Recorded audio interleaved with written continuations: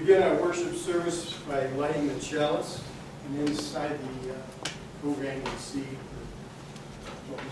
we begin our service by saying, "Together as our as people of faith, with joys and sorrows, gifts and needs, we like to speak in hope, sign of our quest for truth and meaning, in celebration of the life we share together."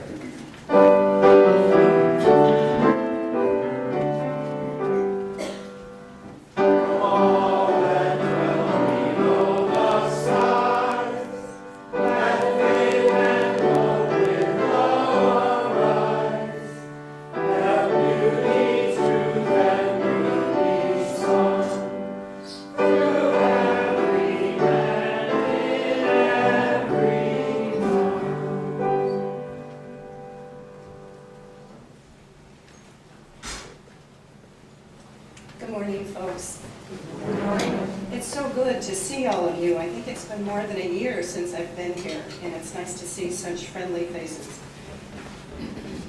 Today is our memory tree service, so things will be just a little bit different than we normally have them. Memory is experienced not only in our mind, but also in our heart, and perhaps memory is experienced in our whole body. In losing someone, we try so desperately to hang on to their memory. We store it up in our soul, their laughter, the sound of their voice. All of these are precious parts of who they were to us. We know that losing someone happens when they die, but also when they grow up, when they leave home, when our relationships break. When we lose someone we have loved, we ache for their presence. But surprisingly, they leave us so many unexpected opportunities for healing. These opportunities are often unnoticed when grief is new, but as time passes, we open to the possibility of our loved one's eternal presence in our life. We begin to experience the gifts of this healing. We come out of the dark, and we find that the light is exactly where we left it. This is what we honor with our service today, the way memory remains with us when our loved ones are gone, the way healing grace appears in our life. The strains of Beethoven's symphony remind me of my dad. Fresh-packed pickles being stored in the back room on the farm where my grandmother lived brings her back to me. The songs of the birds they make in the morning feels as if my mother is by my side. And so this morning, friends, as a way of beginning, I ask, where and how do healing graces show up in your life? Take a moment right now. Those things that help you hold on to what you've lost. That tie you loved and you hated. The laughter that always filled the room. The smell of Old Spice that will forever make it seem like he's standing right by your side. And so today, through memory, we will pick up those precious pieces. We will gather them together in our hearts. We can hold them and be held by them and be held by our loved ones once again. Welcome, friends, to our celebration of life, memory, and the love that lives on. It's good to be together again. Relationship. And as we remember what we've lost, we will also remember what has remained, the love that is left behind to fill the empty spaces. As we let go of those we love, we must also hold on tightly to what is not taken. What is left is the gift of healing grace. As we prepare to go into meditation, please settle in and listen to the stories. They may bring help to our loss and allow the gift of what's been left behind. So let us begin the process of memory by turning inward in spirit of meditation and prayer.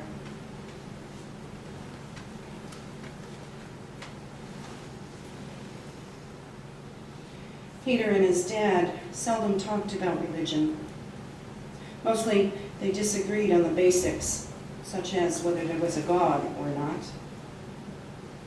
Peter learned early on that his dad's faith was private. Well, actually, all of his dad's life was private. He was not a talker, and any emotion he ever experienced was subdued and quiet. Peter loved his dad fiercely. His dad taught him patience and devotion in the way he cared for Pete's mom, who was often sick. Peter's dad taught him music and reverence for the outdoors.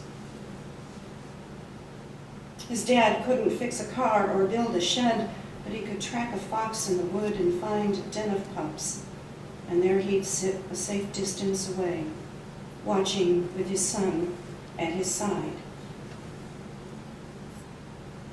When Pete's dad became ill, he was in his late 80s, and he refused treatment. For several weeks, Peter sat with him as he quietly slipped away.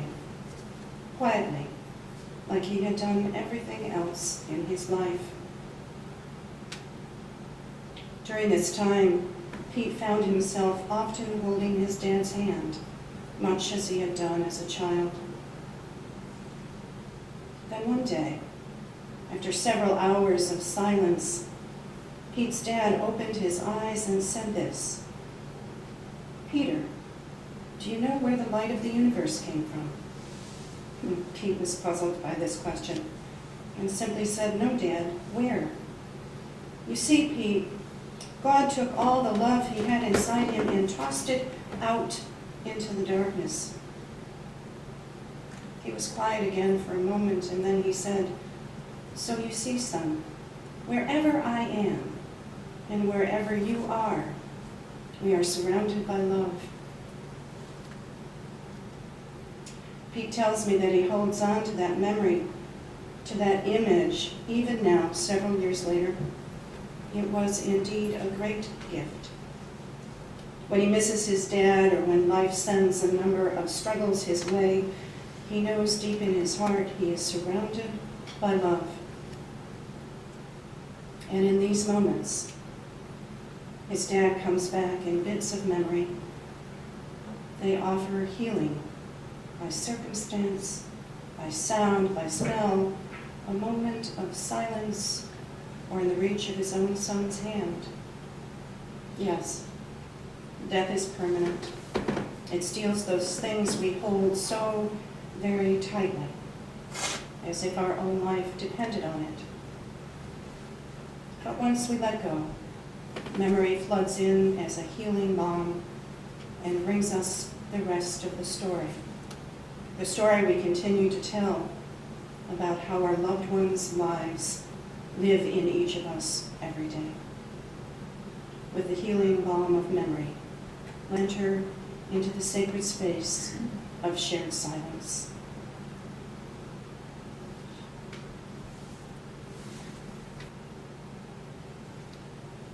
May the silence we share serve to hold us and heal us all.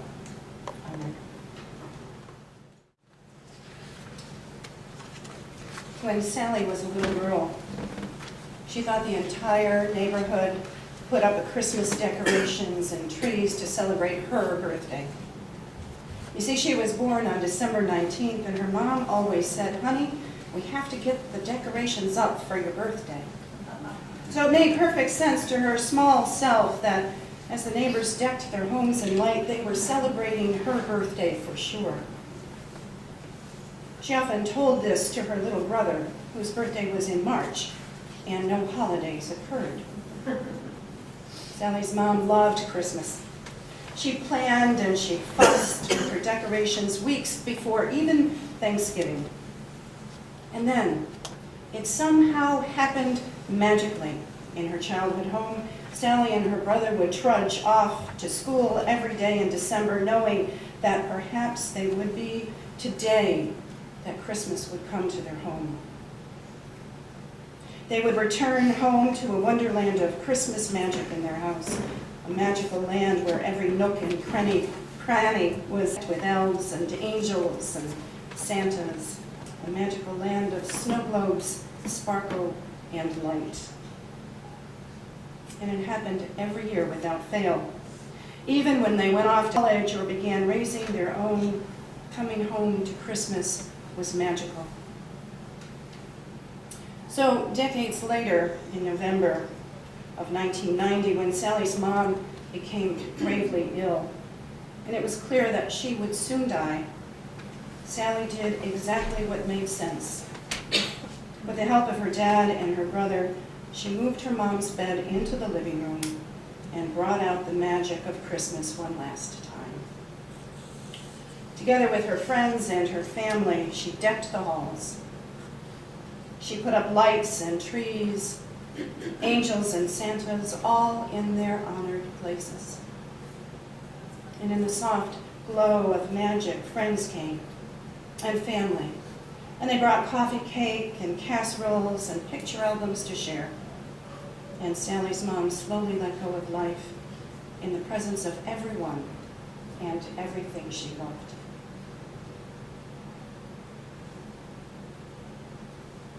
After her mom died on December 26, someone put Christmas away.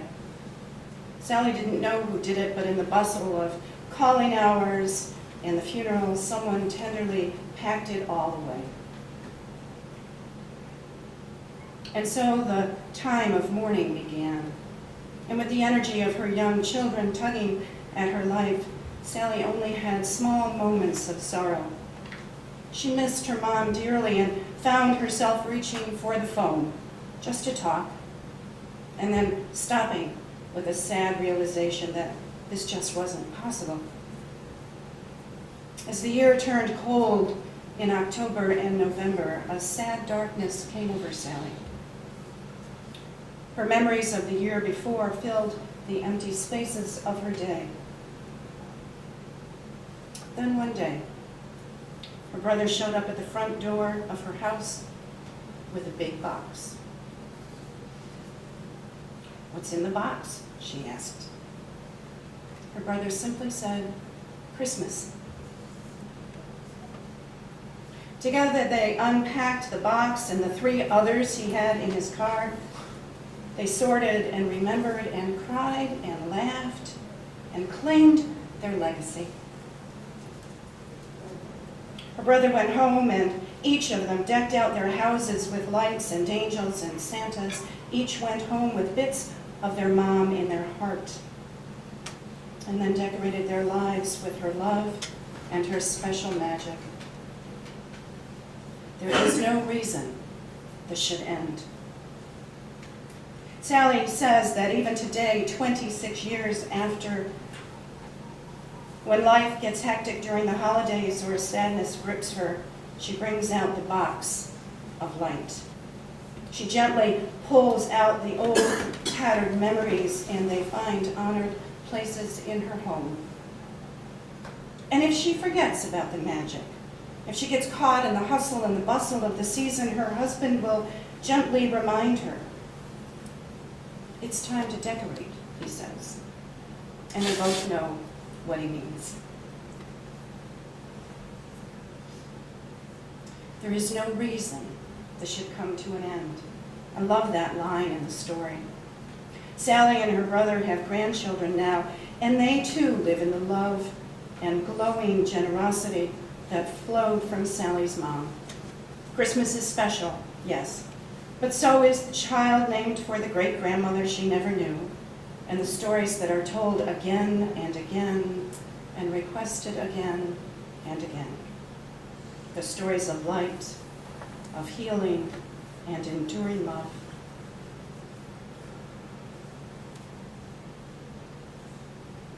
And friends, who among us doesn't have similar testimonies to share?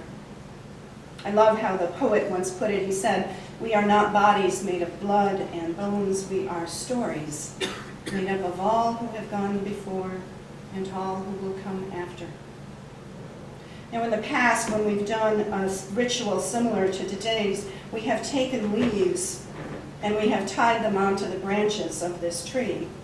but I'm going to change that up just a little bit this year. And the reason is because of my youngest grandson, Henry.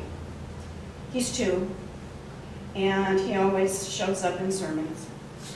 And the other day, he loves to pick flowers. There's not many flowers left in our garden, so he picked a bouquet of leaves, and he handed them to me. And of course, I had to put them in a vase and put them on the table. I had to hold on to them, and I thought to myself, that's what I want for you. I want you to hold on to your memory today. So, as you are moved, I'm going to ask you to come forward. Choose a leaf. There's a bug crawling on this table. I'm going to invite him off. He was over here before. I'm going to, as you are moved, please come forward. Choose a leaf. There's also a small pencil in each of the 2 cups that are up here. On the one side of the leaf, I want you to write the name of the person or the thing that you have lost that is holding in your heart. I want you to hold that name in your heart for a moment and remember how the presence of this person or relationship or circumstance enriched your life. Recall then what they left behind. And when you're ready, I want you to turn the leaf over. And I want you to write in a simple line or even one word the gift that this experienced person, loved one, left you. What deep healing did they leave with you at the time of loss? Now, do this with 1 leaf. You can pick up 4 leaves. I think there's enough for everybody to take as many like. So as you're moved, please come forward.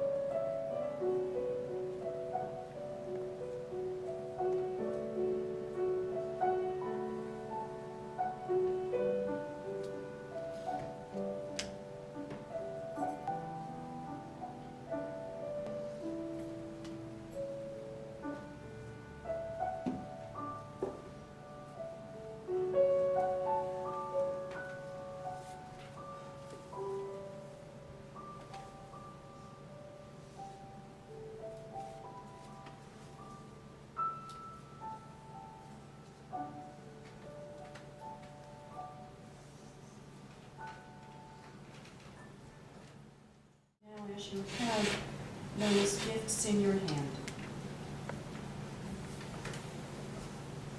if you are so moved, speak the gift into the sacred space of this morning's circle.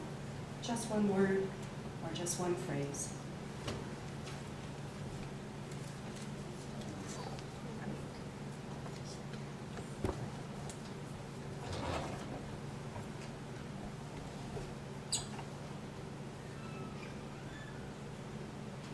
Appreciation. Attention. Nurturing love. Example.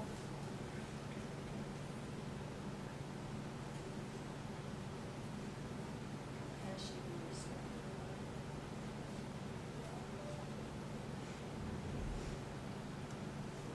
Family.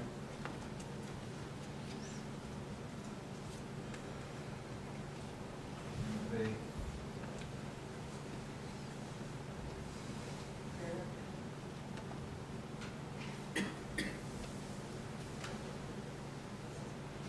Gladness. Love. Strength.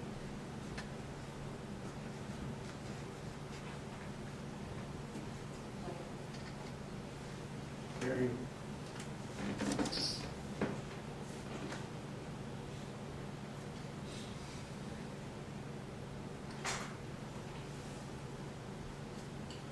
May those things spoken and those we hold gently in our hearts bless us today as we go out into the world. None of us want to be just remembered. We want to have mattered. So today is our way of saying to our loved ones, not just I miss you, but thank you. You have made a difference in my life.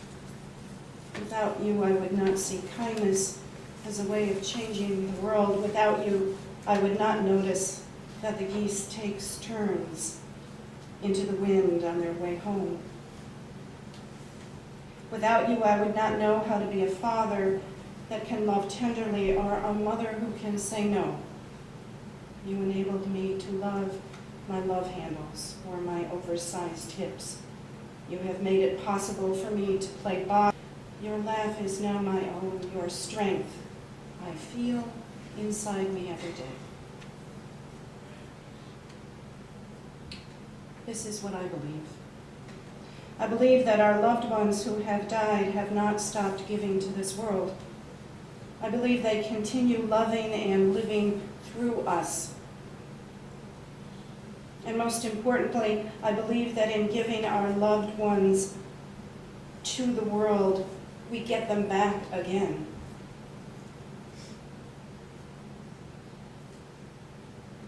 It is a way of honoring the many ways they show up in our life.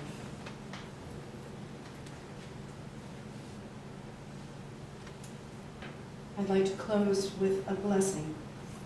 It's from the poet Elizabeth Roberts. When I die, if you need to weep, cry for your brother or sister walking the street beside you. And when you need me, put your arms around anyone and give them what you need to give me. I want to leave you something better than words or sounds. Look for me in people I've known or loved.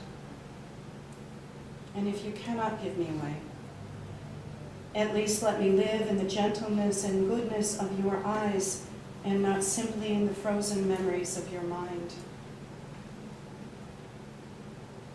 You can love me most by letting hands touch, by letting bodies touch bodies, and by holding tight to children who so often need more than we possibly can see. Love doesn't die. People do. So when all that's love of me, when all that's left of me is love, give me away. When all that's left of me is love, then give me away.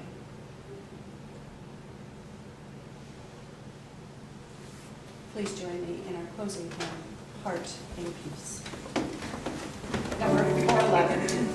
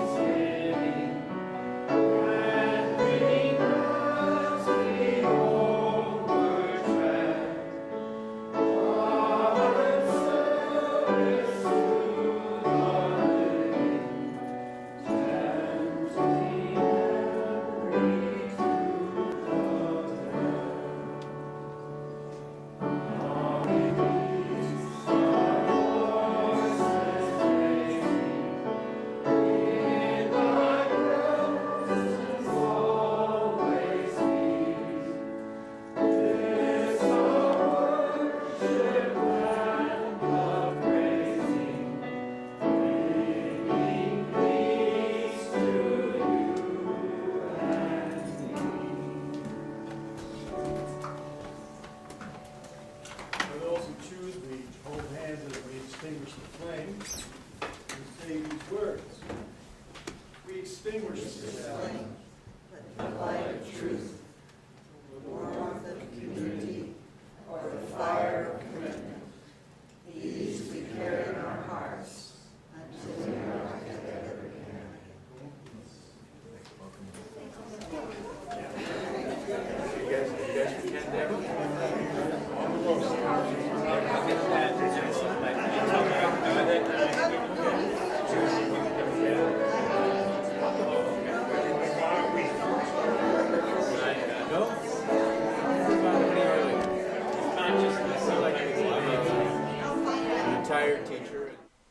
Join us for worship every Sunday at 10 a.m. at the Unitarian Universalist Church of Canandaigua, a welcoming congregation. We are located at 3024 Cooley Road, 4 miles west of South Main Street, Canandaigua, just north of the intersection with Routes 5 and 20. Look for the blue signs just before the turn. Your comments about this program or questions about the church are welcome at 585-396-1370 or at our website, www.canandaiguauu.org. Producer and editor, Daniel Brigham.